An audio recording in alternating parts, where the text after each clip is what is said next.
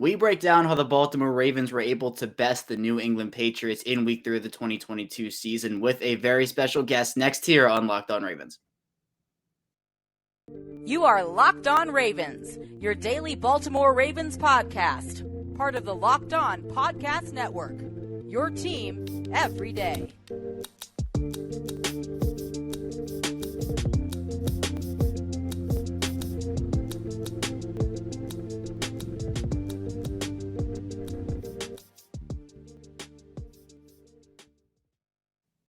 And we return with another episode of Locked On Ravens, your daily Baltimore Ravens podcast. I'm your host, Kevin Ostreicher of Ravens Wire. We're here on the Locked On Podcast Network, your team every day. Thank you so much for tuning in today and making Locked On Ravens your first listen. We're free and available on all platforms. That includes over on YouTube. And today's episode of Locked On Ravens is presented by PrizePicks. PrizePicks is daily fantasy made easy. Pick 2 to 5 players. If they score more or less than their PrizePicks projection, you can win up to 10 times your money on your entry. First time users can receive a 100% instant deposit match up to $100 with promo code Locked On. That's PrizePicks.com.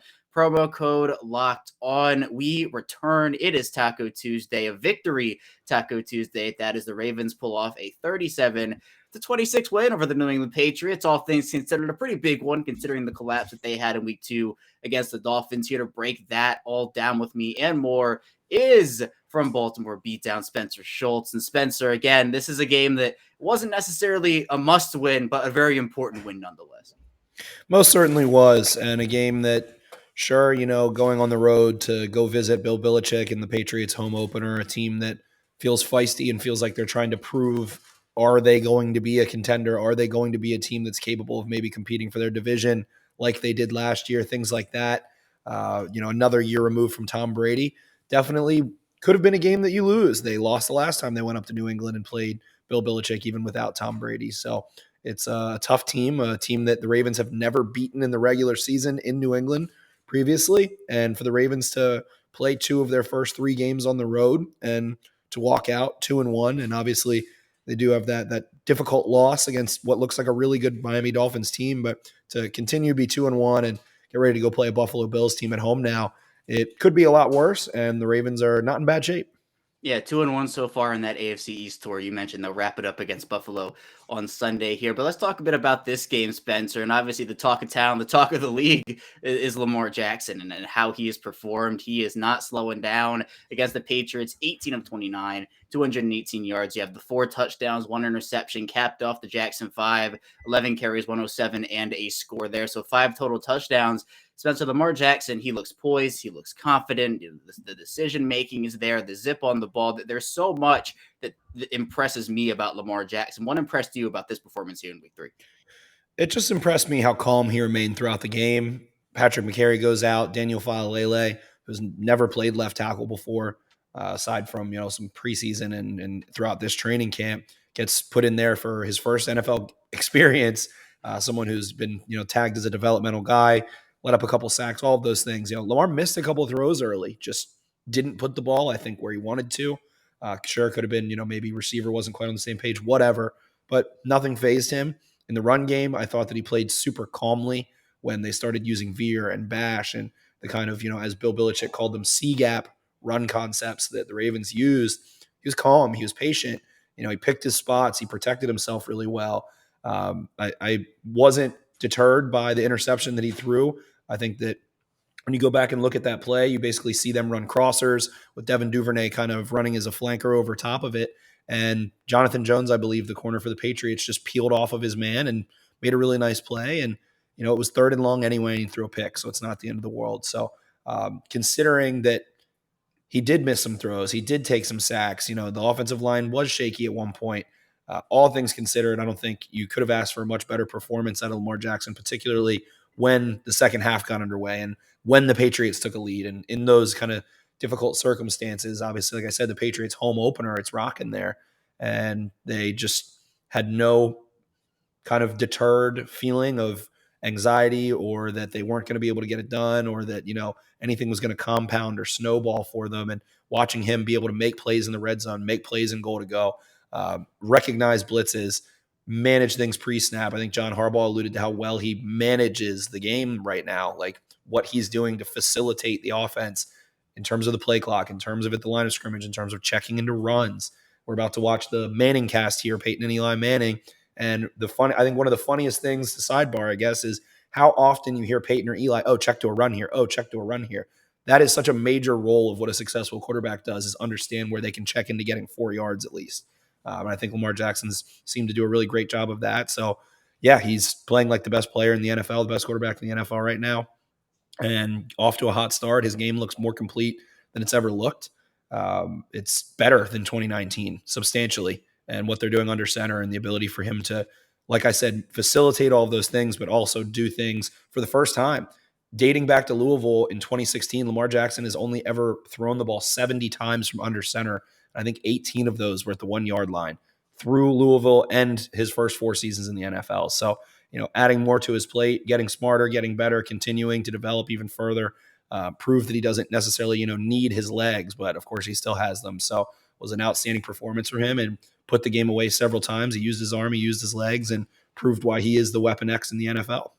Yeah, and the thing that I keep going back to, Spencer, is the efficiency that he's had this year, especially. I mean, you can go to the touchdown department, a couple other areas too, but I mean, 18 completions, 4 touchdowns. Right now, he has an 11.4 touchdown percentage, meaning he's thrown a touchdown on 11.4% of his passes through 3 weeks. The next closest to that so far is Tua over there in Miami with 7.9.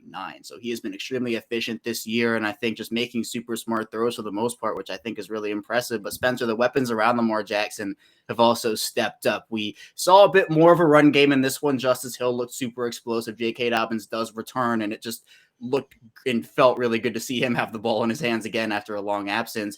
But pass catcher wise, Spencer, Devin Duvernay can't stop scoring touchdowns. Mark Andrews, we know what he can do. He scores 2 of his own.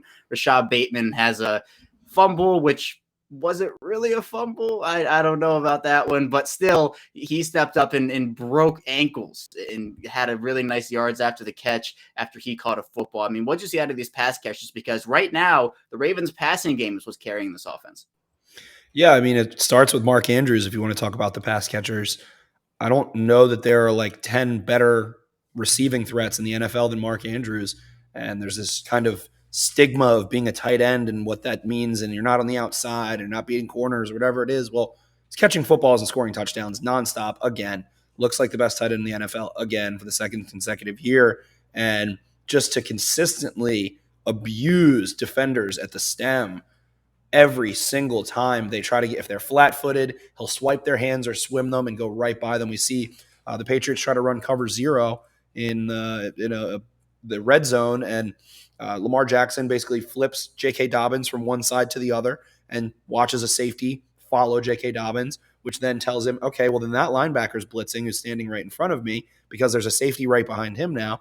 I know it's cover 0. I know that Mark Andrews, I can just toss a lollipop up and he's going to go dunk on someone after swimming over top of them and making them get into recovery mode. He really is a weapon, and I'm willing to stand on the soapbox and say, if you go watch really closely what a guy like Cooper Kupp does, and to get into that whole tight end versus perimeter receiver argument, all of those things, Mark Andrews is just very similar to being just a gigantic Cooper Kupp. He's just a little stronger, not quite as sudden. But, sure, Cooper Kupp can maybe do more damage after the catch, yada, yada, yada. But the effect that he has, the gravity that he holds, drawing multiple defenders, drawing kind of combination coverage where they're high-lowing him with a linebacker and a safety, or having someone play outside and inside leverage and trying to funnel him and jump something. And for him to have the attention that he gets and also still succeed the way that he does is outstanding. I think he's one of, him and Lamar Jackson right now are on the offensive side of the football, I think 2 of the, top 20 players in the NFL. Mark Andrews has been unbelievable, and it really starts with him and what he's able to open up. And then you go look at Rashad Bateman and Devin Duvernay that are doing it in very different ways. Duvernay is a no-nonsense route runner. There is no fanciness about his releases. He is like, I am a 4.3 track star, 110-meter hurdle champ, 100-meter champ in the state of Texas. I am just going to get off the line as quickly as I can and test you vertically as quickly as I can.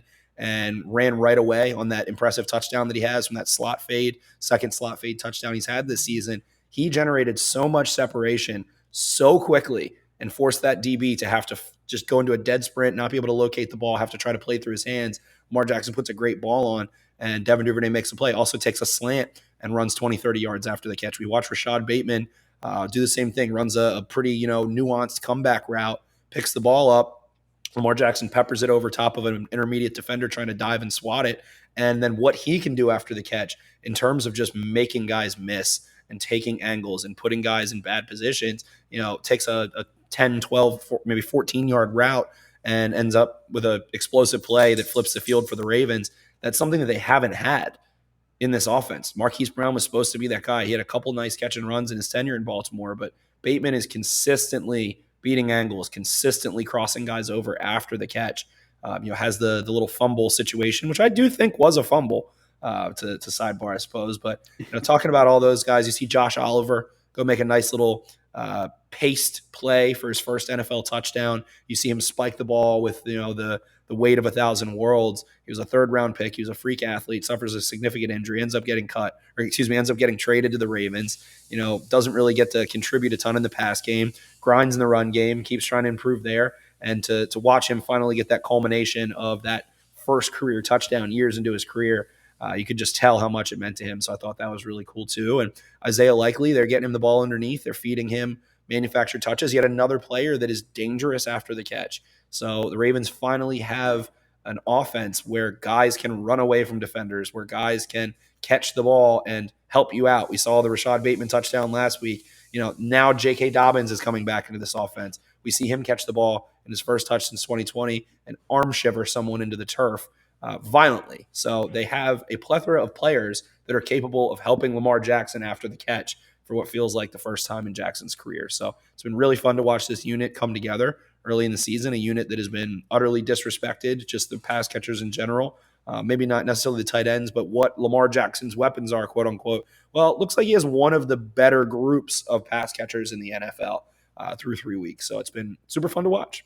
Yeah, guys are stepping up all over the place. I mean, Devin Duvernay stepping up into that number 2 wide receiver role. Bateman, he hasn't necessarily had like a 10-catch game or anything, but he's making the most of the catches. And Mark Andrews, I mean, again, you talked about it.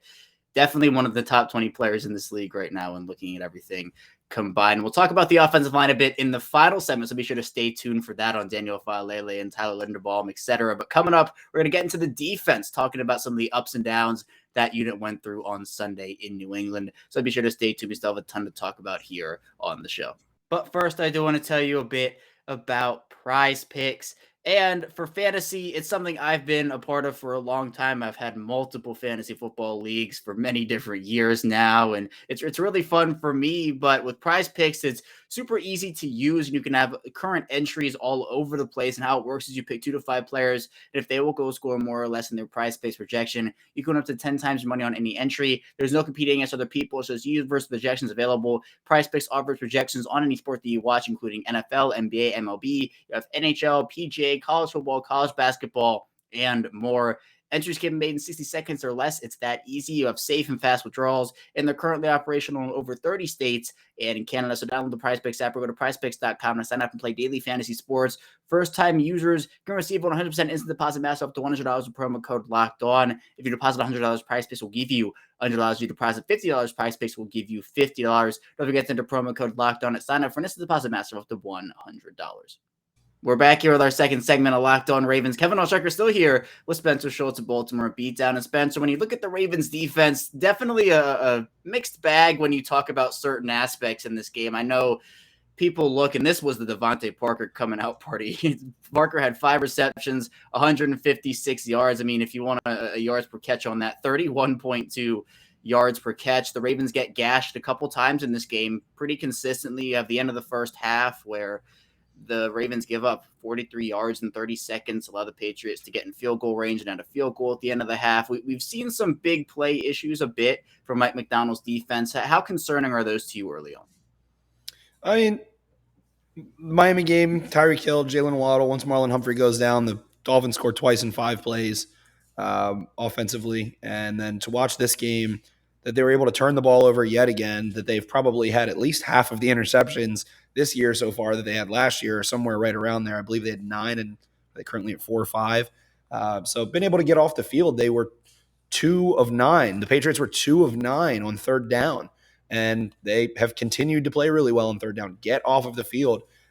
They were given a short field twice due to turnovers after the Rashad Bateman fumble and the Lamar Jackson interception, and they did allow 2 touchdowns there. You'd love to see them be able to get off the field with a field goal in one of those circumstances, but the Patriots end up early on in the second half, have their first kind of actual long scoring touchdown drive, and I think it was 20-13 or 20-14 at that point.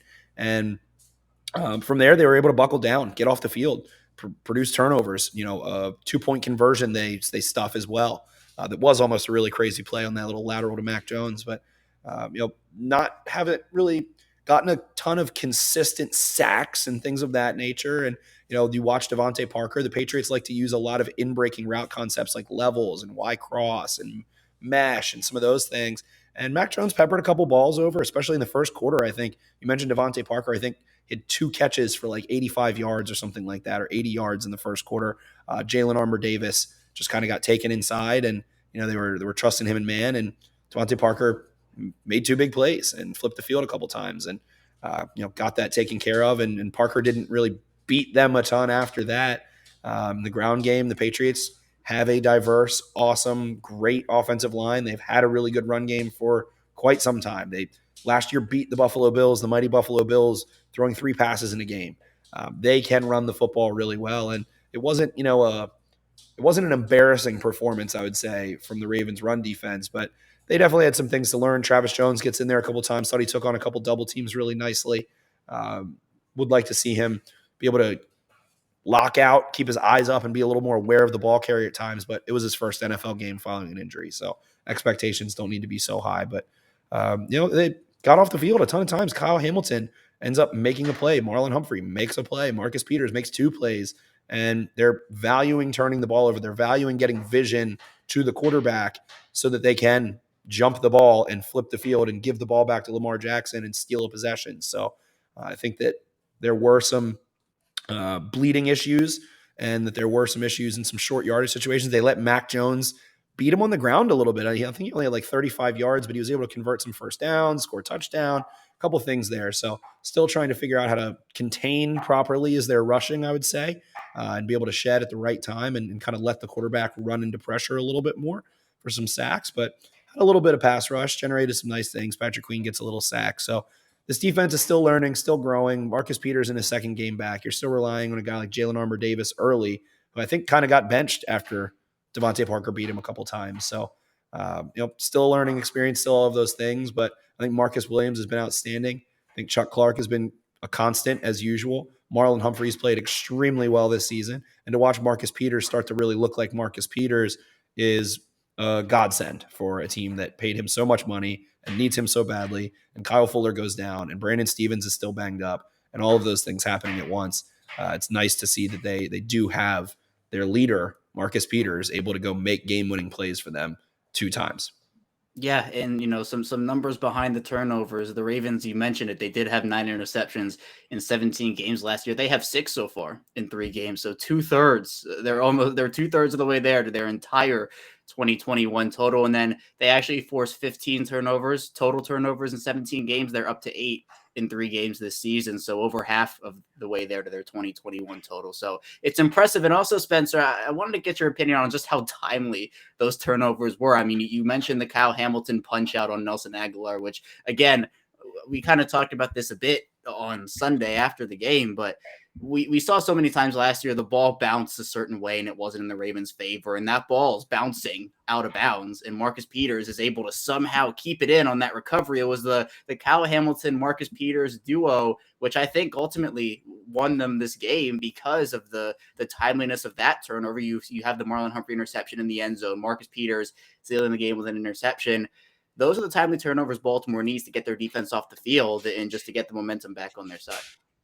Most definitely. And to have it be the 3 guys that force turnovers, Marlon Humphrey, Kyle Hamilton, and Marcus Peters, your first-round pick turned second highest paid non-quarterback in team history, your $70 million other cornerback that you traded for, who's coming off of an ACL, and then your first-round pick, who was your second highest pick in John Harbaugh's tenure and the highest pick of Eric DeCosta's tenure. All 3 of those guys turned the ball over. You spent all of that capital to have these guys in your secondary, and they went and won you a game. And it just feels like relieving Kyle Hamilton. The Ravens put out, him screaming basically afterwards, like a guttural roar of like pride and release and all of those things. He's taking all that accountability last week for a couple blown coverages and saying how he basically let down the city and his teammates and, his coaches and everyone. And, he's holding himself accountable. And it just felt like a eureka moment for him. And they dialed his snaps back a little bit. They really maximized his situations that he felt confident in, it felt like. So to watch him go punch that ball out. And like you said, Kevin, for Marcus Peters to have the natural skill to corral a football that so few defenders have, that has resulted in 40 interceptions throughout his career. You can't ask for much more as a result. And it does win then the game. The Patriots have the ball with 6:36 left, and Aguilar runs 28 yards up the sideline. Hamilton, who, famously ran a 4.7 and is too slow to play safety, and this, that, and the other, goes and chases a 4.3 guy down and punches the ball out from behind. And then Peters corrals it. And like you said, wins you the game there. The Ravens go score another touchdown. Marcus Peters picks the ball off again, and then it's curtains. Lamar Jackson kneels the ball out 3 times to get John Harbaugh's 150th career win right after his 60th birthday. I mean, it was a really awesome win, and a win that it felt like the Ravens for so long been wearing the T-shirts finish. Their defense hasn't in quite some time. Today they finished. Today they were in a close game in the fourth quarter and stuffed the Patriots when they needed to once they had a lead. So outstanding effort from those guys, those DBs, those playmakers, those guys you spend the money on, the picks on, spend all of your time on, all of that stuff. They went and did it for you. Yeah, and also, you have Josh Bynes making a play, an interception for Josh Bynes, too. Also, he led the team in tackles with 10, so shout out to him. And also shout out, again, we talked about him, Spencer, Justin Madubuike, who had a sack in this game. And also, he's just looked so good over the course of these first 3 weeks. He had another solid performance from him, and we'll talk about this a bit in the third segment, but with the, I'd say, uncertainty at the time of this recording surrounding Michael Pierce and just what his status is, Baltimore might need some of these guys to step up even more than they have, and that includes Madubuike. Yeah, you're absolutely right. They do. Broderick Washington, Justin Madubuike, Travis Jones, those young guys are going to have to take more snaps, and Calais Campbell is playing too much. They are not wise to continue. You watch Justin Houston have to play too much as a result of injury, and what happens? His body fails him a little bit. I would think that would happen. That is a logical thing to happen. If you're asking defenders who have put over a decade of toll on their body in the NFL to go play 80, 90% of snaps in their mid-30s, their bodies are probably going to wear down. So those guys are going to rely on quite a bit. Luckily, they're not playing teams that are super rushing, formidable attacks, I would say. Josh Allen can hurt you with his legs, and sure, could the Bills go have a 150-yard rushing game? Yeah, they've done it before, but not a team that really looks to do that. As well as, the Bengals, they've had their struggles. Joe Mixon now banged up. Their offensive line's been having a little bit of issues figuring out their run game as well. Feels like it's been pretty predictable. So we'll see what happens with Michael Pierce, but that's why you brought in a Brent Urban as well, who's inactive and got some rest in this game, to be able to go be that run stuffer when you need him, go take 15 snaps for you. So Michael Pierce is one of the better nose tackles in the NFL, probably a top 3-5 nose tackle in the NFL. And it's going to be a big loss. And someone that had been rushing the passer really well also made plays in that game, Michael Pierce, a couple early on before having to exit. So they're deep up front, and they're going to need to utilize that. So Houston's a little bit of a different story. We see Copeland come in, Jason Pierre-Paul coming in. Feels like they're, it's like the game Fortnite. You're able to kind of build as you're running. It's like they're running off of a cliff and able to just kind of keep finding footholds to be able to keep going. Malik Harrison, a guy that's going to, take more snaps, things like that. Maybe a trade's on the way at some point. Maybe Tyus Bowser can come back. Maybe David Ajabo can come back. So I guess they'll just continue to build as they're working their way through the battle royale. Yeah, guys will have to step up. And again, we don't know the severity of the injury now. From what John Harbaugh said on Sunday after the game, isn't looking extremely promising, but we can hope that it ends up being a bit better than anticipated so far. But yeah, Madubuike had a solid game on Sunday. Washington Jones, as you talked about, are really, really important. And coming up in our final segment, we'll talk a bit about the offensive line, where the Ravens are there moving forward. Jason Pierre-Paul, more injury concerns, that Buffalo game in Week 4, and more. So be sure to stay tuned. We still have a ton to talk about here on Locked On Ravens. We're back here. Our final 7 to Locked On Ravens. Kevin Oestreicher still talking with Spencer Schultz. And Spencer, I do want to talk about the offensive line a little bit to start off this segment, because we saw Patrick McCary exit this game early with an ankle. It's been being reported. It was John Harbaugh said it was a sprain. Adam Schefter coming out saying it's a low sprain. But you have in game there aren't options for you outside of Daniel Falele, who never played left tackle, was really only a right tackle in college. He had been getting some work there, but he comes in and struggles early, struggled with his vertical depth, as I know Cole Jackson has talked about it and really broken down well. But then as the course of the game goes on, the Ravens are able to get him some help and kind of help him out on that side. And we see Lamar Jackson benefit because of that. We see Tyler Linderbaum have a really good game. And I think this offensive line, you could almost call it a bit underrated, as they performed, I think, a lot better than some people think they have so far.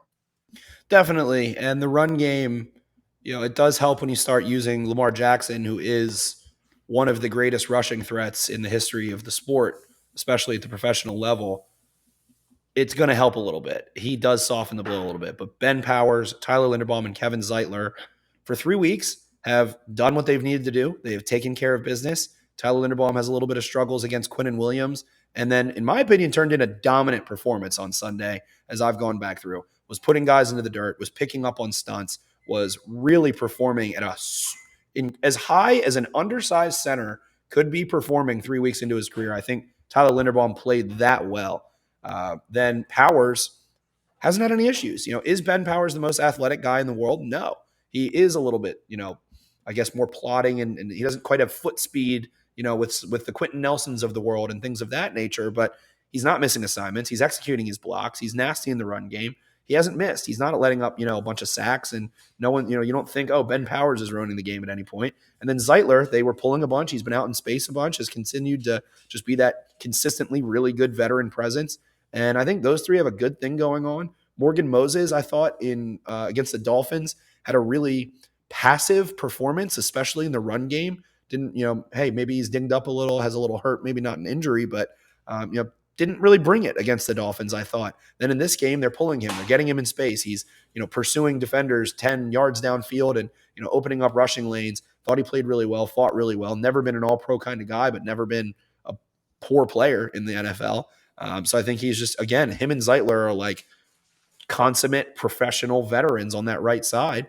And then, like you said, Kevin Falele comes in and is struggling a little bit, is getting his first taste of NFL experience on the other side that he's not super comfortable with, does get beat a couple times, and then really locks in, seals off a couple huge runs, is going to be someone that whoever is lined up across from him, and this was kind of my, I guess, take from draft season, it was like, you can live with what happens in pass pro as he's figuring out his set point, figuring out his vertical spots, like Cole said, because he is going to cave in the run game. He is going to cave in a defensive run.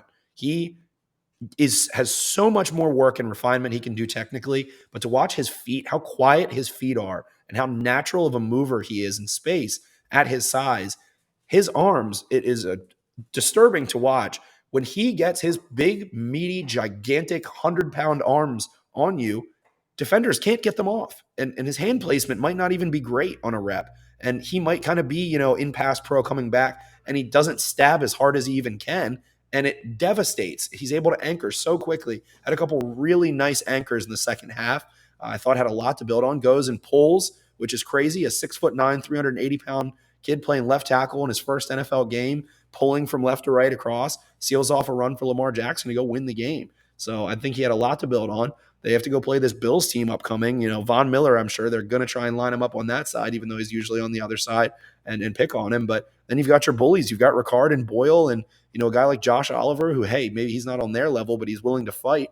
You can go stick him over there and go fight, man. I think that it's going to be a really fun matchup to see. And him getting that trial by combat against Von Miller and against the Bills pass rush, that's been really devastating. So this offensive line, the run game, it took a little while to get going. They're running a lot more zone concepts, but zone concepts take more time because so much of it is 5 guys, up to 7, 8 guys, including tight ends and the Pat Ricards of the world, having to be in lockstep, literally in lockstep, coming off the ball together at the same pace, being able to combo together, being able to reach together, pass off blocks together.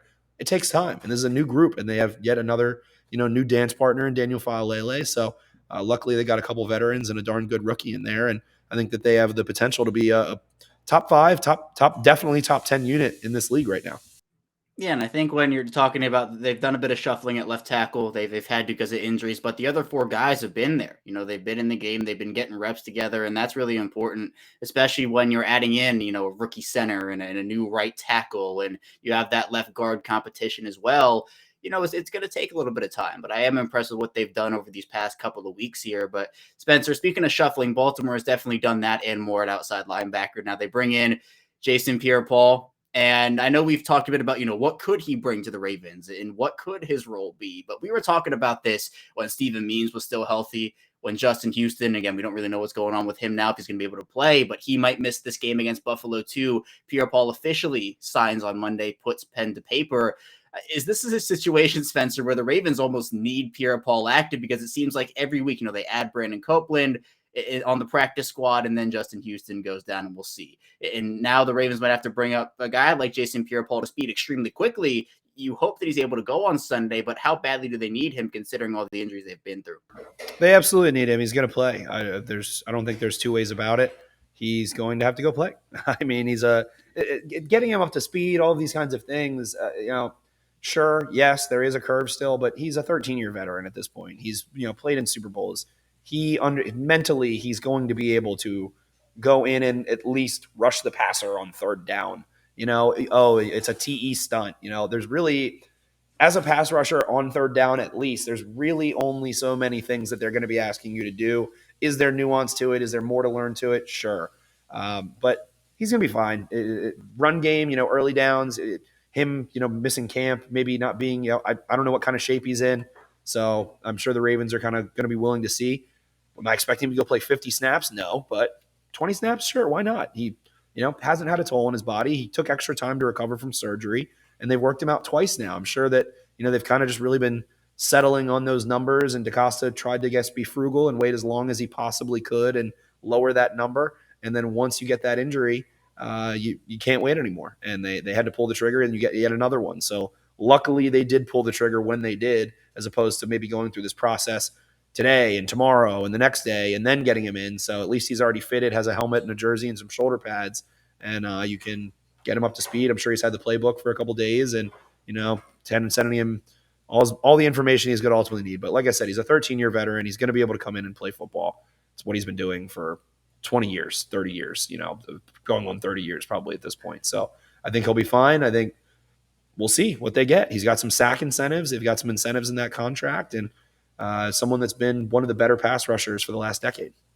Yeah, and definitely a move they did need to make, which is how much they've been through with that position. Hopefully they'll get Tyus Bowser back at some point in the near future. But again, you just never know with that situation. He's eligible to come off for or start practicing, come off that list next week after week 4. And Spencer, in week 4, Baltimore does take on the Buffalo Bills, a game that, again, I don't know how it didn't get prime time, but it is not. We have a 1:00 game here on CBS, but this is a matchup that is obviously the biggest of Baltimore season so far. It's one of their biggest matchups of the entire year.